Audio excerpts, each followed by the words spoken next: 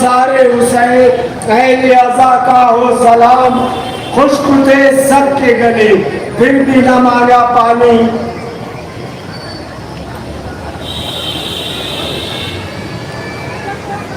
جب سنا تذکرہ شبیر کا حملے جعفر، جب سنا تذکرہ شبیر کا حملے جعفر، گھر کے موتی کی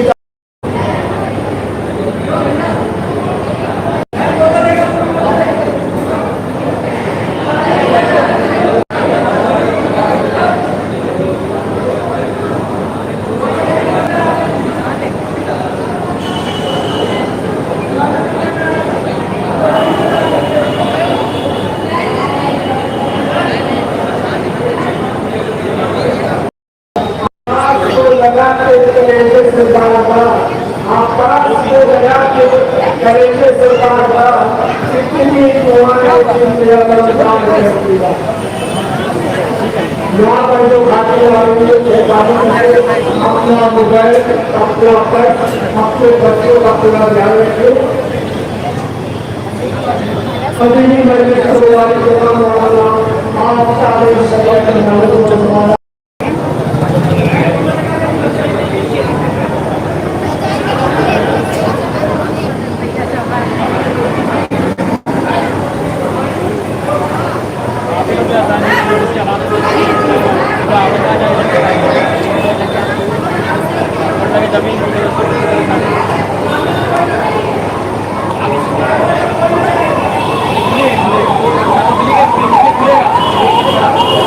حسین مرضی داور کے سامنے، جیسے حسین مرضی داور کے سامنے وہ تصویر مرتضیٰ تھے یوں عباس باوفا، تصویر مرتضیٰ تھے یوں عباس باوفا، آئینہ جیسے رکھا ہو۔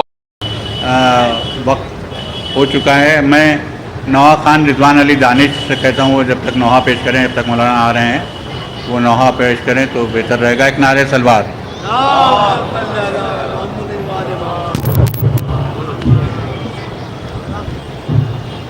نعرہ سلوات رہے گا۔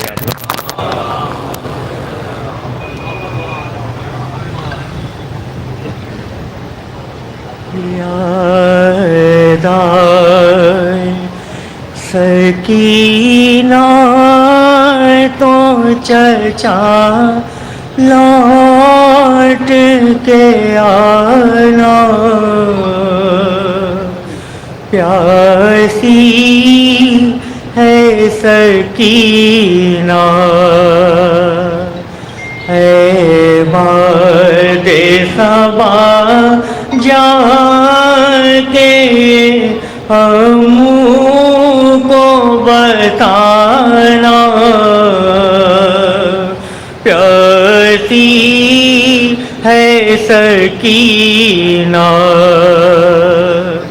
اس چھوٹے سے سن میں وہ ستم میں نے اٹھائے، اللہ کسی کو نہ یتیم ایسا بنائے، خود اب تم کو بلاتی رہی تم بھی تو نہ آئے، میں بن گئی بات عصر لئی نو کا نشانہ،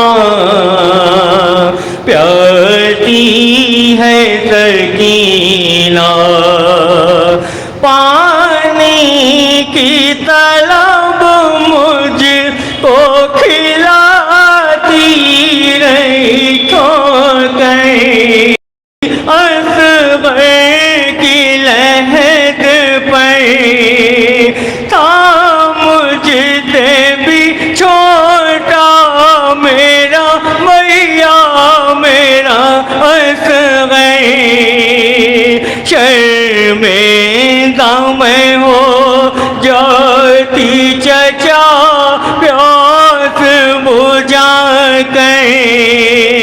اب اپنے ہی ہاتھوں سے میری پیاس بجھانا، پیاسی ہے سکینہ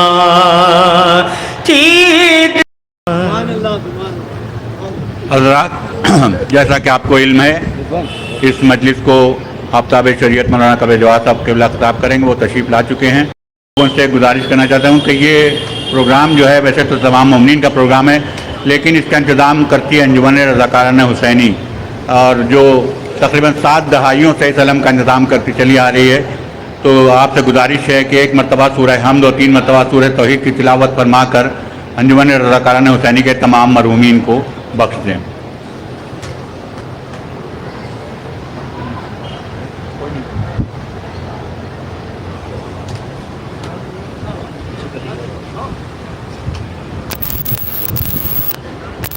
ایک نعرہ تلوار۔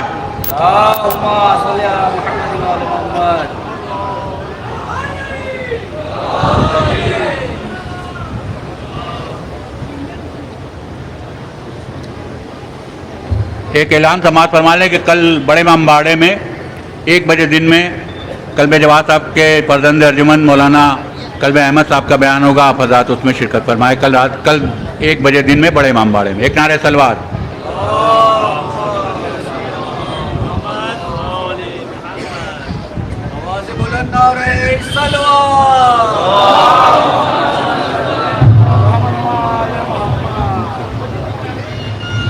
فارض کعبہ بقیت اللہ حضرت امام زمانہ علیہ السلام کے سلامتی اور ان کے جلد سے جلد ظہور ہونے کے لیے ایک آواز بلند سلوات۔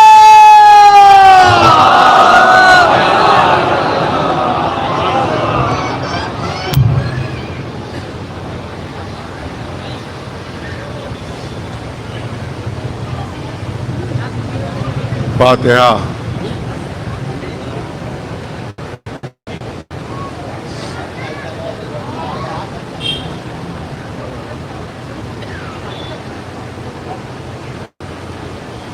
اعوذ باللہ السمیع العلیم من الشیطان الرجیم، بسم اللہ الرحمن الرحیم، الحمد للہ رب العالمین، والصلاة والسلام سید الانبیاء والمرسلین، سیدنا و نبینا و شفیع المذنبین ابی القاسم محمد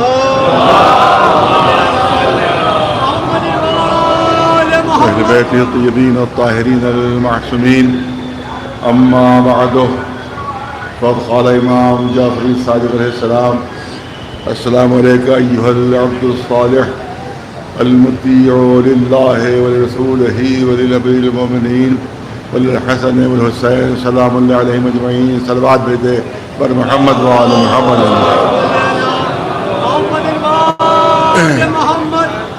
گزارش ہے 1 مرتبہ سورہ الحمد اور 3 مرتبہ سورہ اخلاص یعنی سورہ قل هو اللہ اس کی تلاوت فرما کر جو انجمن رضاکارانہ حسینی کے ذریعے اہتمام یہ علم کا جلوس نکلتا آ رہا، تقریباً 70-75 سال ہو گئے اس کو، اور ان کے جو مرحومین ہیں ان کی روحوں کو خاص طور سے جناب شمس الحسن صاحب کی روح کو، اس کے علاوہ جو جنہوں نے نظریہ پیش کیا تھا جو اس بانی ہے جناب فضل صدری شاعر فضل صاحب، ان کی روحوں کو اور جملہ مومن المومنات کی روحوں کے طرح ثواب فرما دیں۔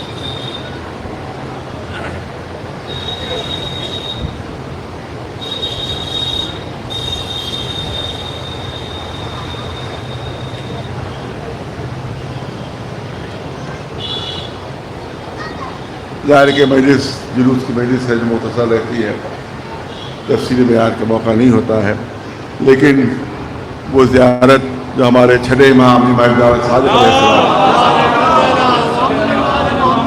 جناب عباس علیہ السلام کے سلسلے میں پہنچی ہے، اس کی ابتدا اسی طرح سے ہو رہی ہے: السلام علیکم ایھا العبد الصالح، اے عبد صالح آپ پر ہمارا سلام۔ اللہ نے رسول اللہ کے لیے استعمال کیا ہے۔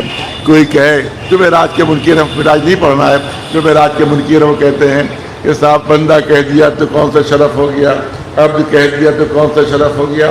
یہ سبھی سب عبد ہے. جیسے اگر رسول کو بھی عبد کہہ دیا گیا تو اس میں کون سا شرف پیدا ہو گیا، کون سا مرتبہ پیدا ہو گیا؟ تو میں کہوں گا زمین و آسمان کا فرق ہے، زمین و آسمان کا فرق ہے.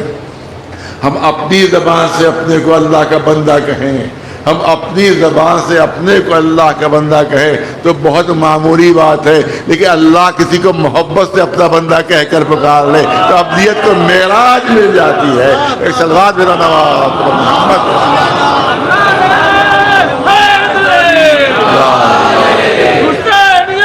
زندہ باد زندہ باد. مختصر پڑھنا ہے، زیادہ نہیں. آپ دیکھیں کہ دیکھیے اصل چیز ہوتی ہے نسبت، اصل چیز ہوتی ہے نسبت، معمولی چیزیں نہیں. اگر کسی بلند چیز کے اوپر منسوب ہو جائیں تو اس معمولی شے میں بھی عظمت پیدا ہو جاتی ہے، معمولی شے میں بھی مرتبہ پیدا ہو سکتا ہے. میں نے مثال ایسی دوں جب چھوٹے چھوٹے بچے بھی سمجھ جائیں. دیکھیے ایک موزہ بنا ہے، ہمارے پیروں کا موزہ جو بنا ہے وہ اگر میرے پہلے میں رکھا ہوا ہو، کوئی سال گزرے اور موزے پر پیر رکھتے ہوئے چلے جائیں، میں مڑ کے بھی دیکھوں گا کس نے پیر رکھ دیا ہے، کون گیا پیر رکھتا ہوں موزے پر. لیکن فرض کیجئے کہ اگر استری کیا ہوا میرا کرتا رکھا ہو اور کوئی سا آئے اس کے اوپر پیر رکھتے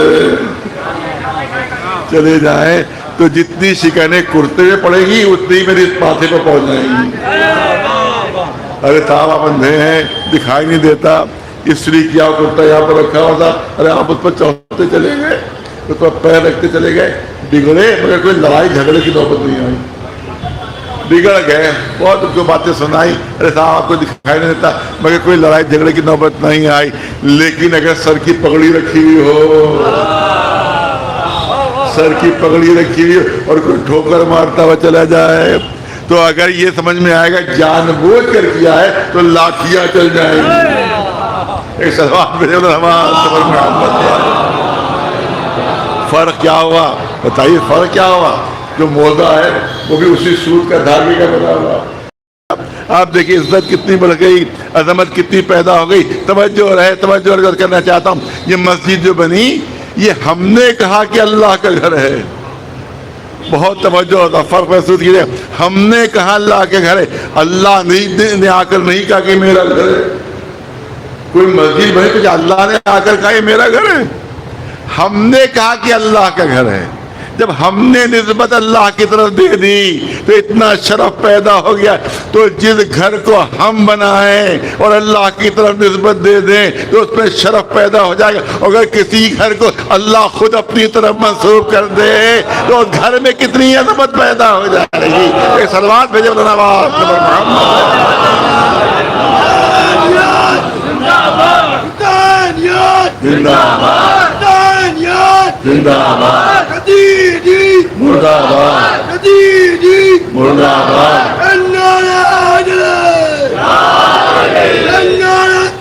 اب سنیے، جلدی جلدی بات مکمل کرنا ہے. اس کا مطلب یہ ہے کہ ہم نے کہہ دیا کہ اللہ کے گھر ہے، شرف پیدا ہوا، مرتبہ پیدا ہوا.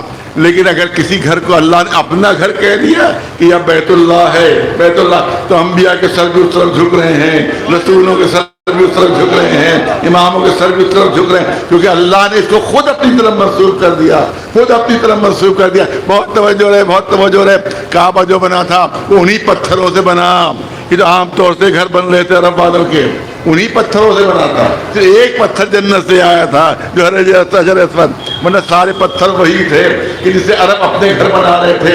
انہی پتھروں سے جب گھر بنا تو اس کا مطلب ان میں کوئی ذاتی شرف نہیں تھا، ذاتی مرتبہ نہیں تھا ان پتھروں میں. لیکن جب اللہ نے اپنی طرف منسوب کیا تو کعبہ بن گیا، قبلہ بن گیا. ارے رسول مگر زمین تک رہا، زمین تک رہا، بہت بڑا مگر زمین تک رہا. لیکن رسول اللہ میں ذاتی صفات بھی ہیں، ذاتی کمالات بھی ہیں. جب اللہ نے اپنا بندہ کہہ دیا تو معراج مل گئی. کعبہ قیصر ادنا کی منزلوں پر پہنچ گئے.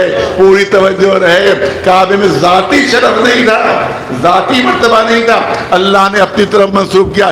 شرف بڑھا، مرتبہ بڑھا، مگر علی میں ذاتی صفات بھی تھے، ذاتی کمالات بھی تھے، ذاتی شرف بھی تھا. لہذا جب اللہ نے اس کو منسوب کر کے نفس اللہ کہا تو اسی کعبے کو علی کا سچا خانہ بنا دیا. ایک صلوات بھیجے محمد.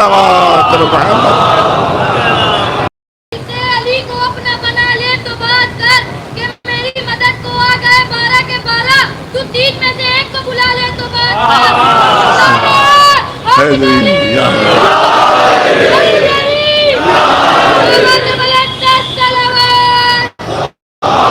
مطلب نسبت سے عدالت پیدا ہوتی ہے.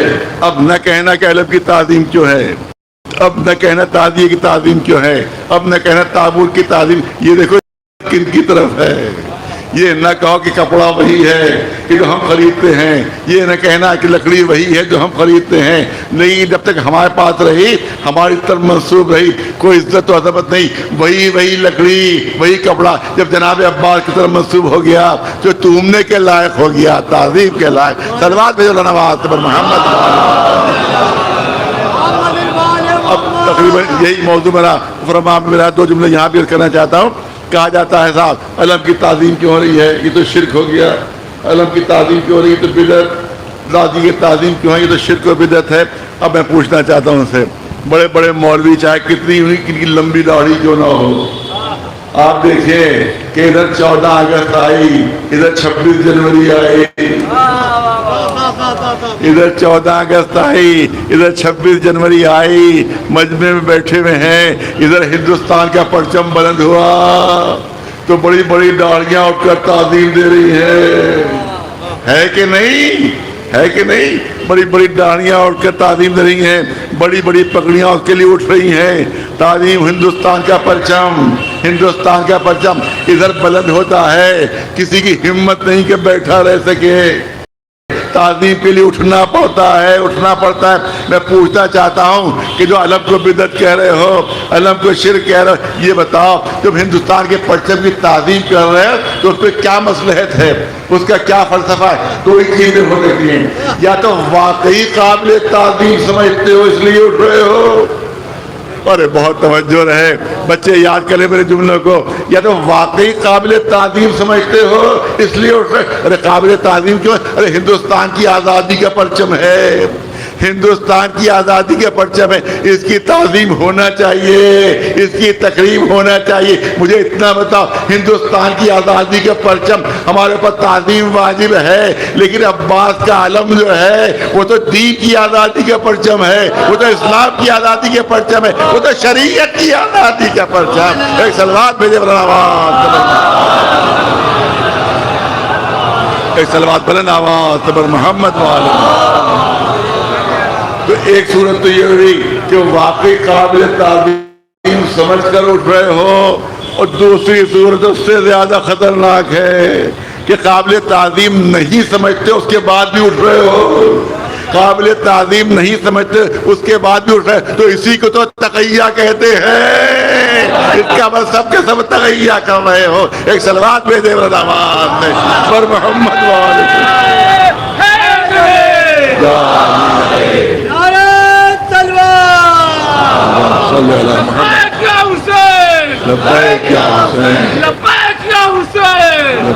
حسین جیسے معصوم اماموں کی موجودگی میں بہت توجہ رہے.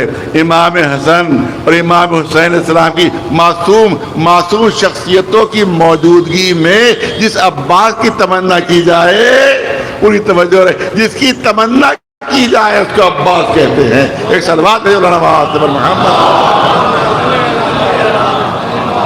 عباس وہ جو وفاؤں کا مرکز ہے, عباس وہ جو جناب زینب کی تمناؤں کا مرکز ہے, عباس وہ جو علی کی تمناؤں کا مرکز ہے. اتنے وفادار کہ کائنات میں اس کا کوئی وفادار نہیں ملے گا. جب ماں جناب ام البنین تشریف لائی ہے, جب مولا علی سے عقد ہوا ہے, تو جب پہنچی ہے گھر کے دروازے پر تو چوکھٹ کو بوسہ دیا,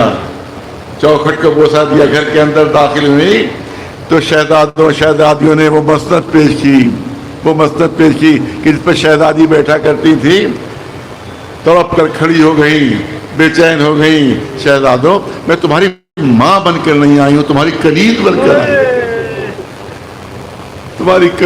کر آئی ہوں. لہذا میں ہمت نہیں کر سکتی کہ اس مسند پر بیٹھو کہ جس پر شہزادی کائنات بیٹھا کرے. ظاہر بہت مختصر بحث ہوتی ہے, میں بات کو مکمل کر رہا ہوں. اسی وجہ سے ماں نے وصیت کی تھی کہ دیکھو حسن و حسین کے دونوں کو اب ہمیشہ آقا کہتے رہنا, کبھی بھائی نہ کہنا، کبھی بھائی نہیں، ہمیشہ آقا کہتے رہنا۔ بچپنے سے عباس کی عادت تھی کہ سامنے جب بھی حسین آئے آقا آقا آقا کہا کرتے تھے۔ روایت کہتی ہے کہ ایک مطلب بہت کم سنی میں ہے جناب عباس، امام حسین کو پیاس لگی، آپ نے پانی طلب کیا، جناب عباس دوڑتے پانی لے کر آ گئے۔ جیسے امام حسین نے دیکھا عباس پانی لے کر آ رہے ہیں، امام حسین کی آنکھوں سے آنسو جاری ہوئے، آنکھوں سے آنسو جاری ہوئے۔ جناب عباس گھبرا گئے، تڑپ گئے، اے آقا کوئی خطا ہو گئی، اے آقا کوئی قصور ہو گیا، یہ آنکھ میں آپ کے آنسو کیسے؟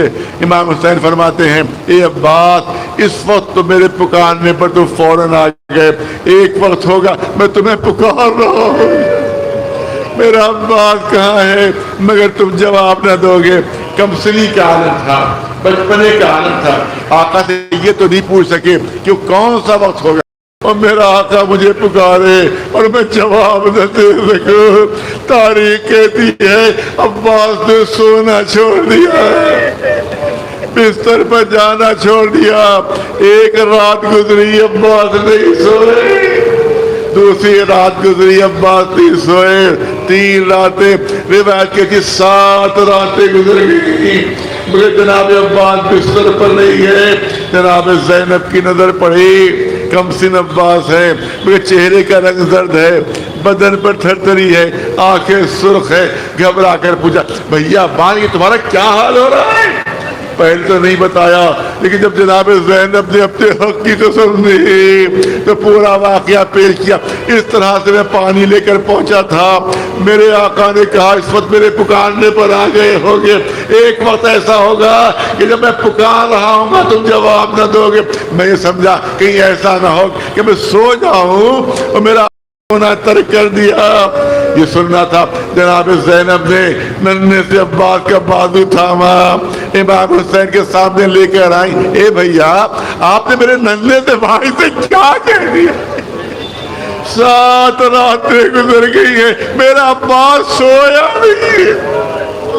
امام حسین نے اپنا سر پیٹ کر کہا اے بھیا عباس یہ تمہاری زندگی کا معاملہ نہیں ہے، میں اس وقت پکار رہا ہوں گا جب دریا کے کنارے تم ہاتھ کٹائے میں سو رہے ہوگے، اس پر میں آواز دے رہا ہوں اے عباس دشمن تانے دے رہا ہے لمزار کا، اس وقت تم جواب نہ دو گے۔ ہاں پورے دن سے آپ یہی مسائل سنتے چلے آ رہے ہیں، تفصیلی مسائل آپ کے سامنے نہیں عرض کرنا ہے۔ جب سب کے سب ختم ہو گئے، کوئی باقی نہیں رہا، تو یہ عباس ہاتھ جوڑے ہوئے امام حسین کے سامنے آقا مرنے کی اجازت دیجئے، مولا مرنے کی اجازت دیجئے۔ آپ کو جواب معلوم ہے، صبح سے آپ سنتے چلے آ رہے ہیں۔ امام حسین نے فرمایا اے عباس تو میرے لشکر کی زینت، اے عباس تو میرے لشکر کی زینت علمدار ہو، نظرہ یمین و شمالا۔ جناب عباس نے دائیں طرف دیکھا، بائیں طرف دیکھا، حسرت سے فرماتے ہیں اے آقا وہ لشکر کہاں کہ میں جس کا علمدار تھا، اب جہاں لشکر ہے وہی علمداری کروں گا۔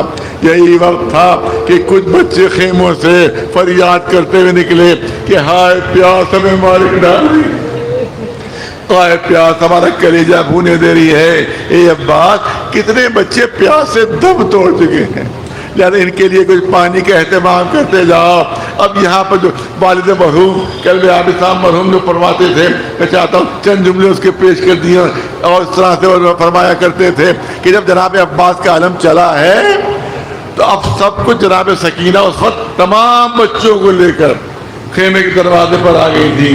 جتنا جتنا پڑھتے جا رہے تھے چچا اتنا اتنا جناب سکینہ کا دل بڑھتا جا رہا تھا، یہاں تک کہ جب جناب سکینہ نے دیکھا کہ چچا کا قبضہ فرات پر ہو چکا ہے، سب بچے دیکھ رہے ہیں، جناب سکینہ دیکھ رہی ہے کہ فرات پر قبضہ، اور اس پر مشق میں پانی بھر لیا گیا۔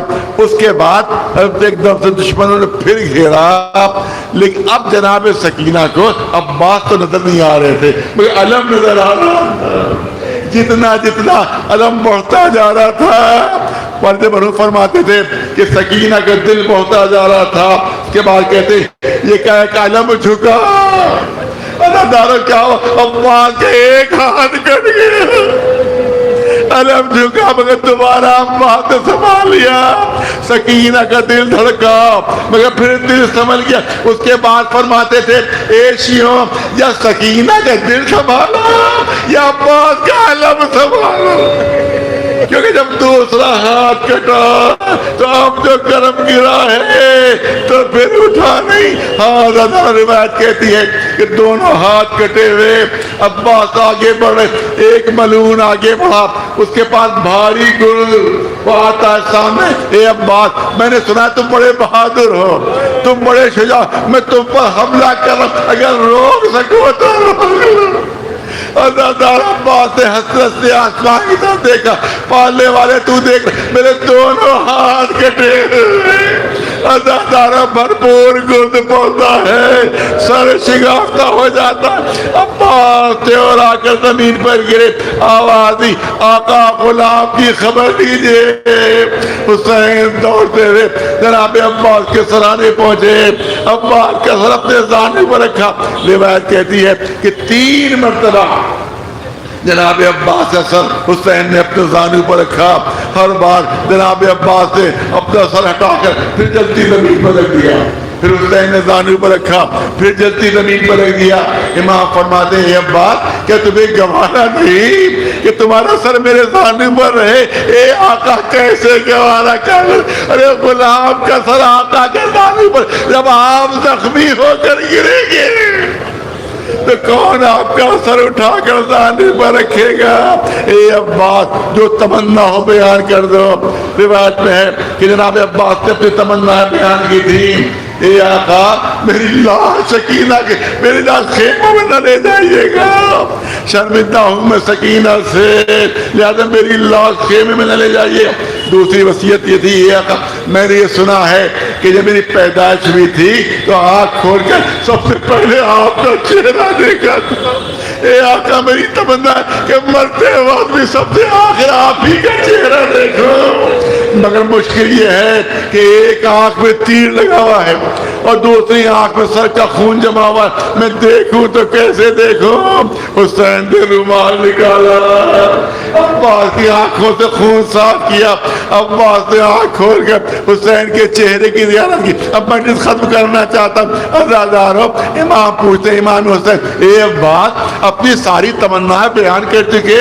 हाँ, जो कुछ था दिल में बयान कर दिया, जो तमन्नाएं थी मैंने बयान कर दी। ए अब्बास, क्या तुम्हें ये भी मालूम है कि मेरे दिल में भी कोई तमन्ना है?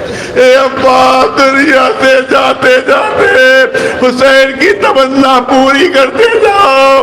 अब्बास तड़पने लगे, आका अरे जिस गुलाम का दम निकल रूह बर्बाद करने वाली हो, वो गुलाम भला आका की किस तमन्ना को पूरा कर सकता है? नहीं अब्बास, मेरी तमन्ना पूरी कर दो। आका कैसी तमन्ना? एक बार भाई कर दो। ए अब्बास, एक बार भाई के ना। अब्बास तड़पे, आका आपका हुक्म सर आंखों पर, मगर माँ ने कह दिया है कि अगर दबाव से भाई निकला तो दूध ना बख्शूंगी।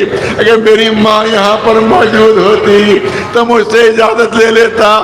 ए अब्बास, माँ से इजाजत लेना है, कहा मेरी माँ तो करबला में मौजूद नहीं, मैं इजाजत लूँ तो कैसे लूँ? ए अब्बास सामने देखो, सारे पर्दे सामने से हटे। ए अब्बास क्या नजर आ रहा है? मौला मदीना नजर आ रहा है। ए अब्बास और गौर कर क्या नजर आ रहा है? आका महल्ले बनी हाशिम नजर आ रहा है। ए अब्बास और गौर कर आप क्या नजर आ रहे हैं? आका अरे जन्नतुल बकी का कब्रिस्तान है, शहजादी फातिमा ज़हरा की कब्र है। अरे कोई मोमिना अपने बालों से कब्र पर झाड़ दे रही है। ए अब्बास, ये तुम्हारी माँ उम्मुल बनीन है, इजाजत मांग लो। अब्बास ने आवाज दी, ए अम्मा, ए अम्मा। उम्मुल बनीन ने घबरा कर कब्र से सर उठाया। ए अब्बास, क्या मदीने आ गए? क्या آقا کا ساتھ چھوڑ دیا؟ نہیں نہیں اماں، میں کربلا کے میدان میں ہوں، میرا دم نکلنے والا ہے۔ آقا کی تمنا کہ ایک بار بھائی کہ اے اماں اجازت دے دیجئے، اے عباس اجازت دے، مگر ایک شرط کے ساتھ کہ اس کے بعد پھر زندہ نہ رہنا۔ عباس کی زبان سے بھائی نکلا، روح پروار کر گئی۔ حسین نے دعا پڑا، اے ابا تمہارے مرنے سے میری کمر شکستہ ہو گئی، لوہے چالا کر یا سکینہ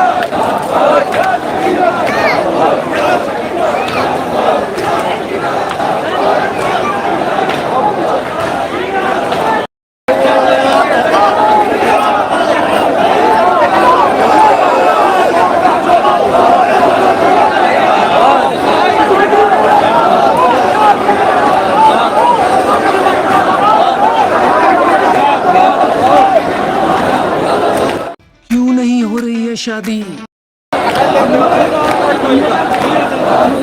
چھولیا بھیا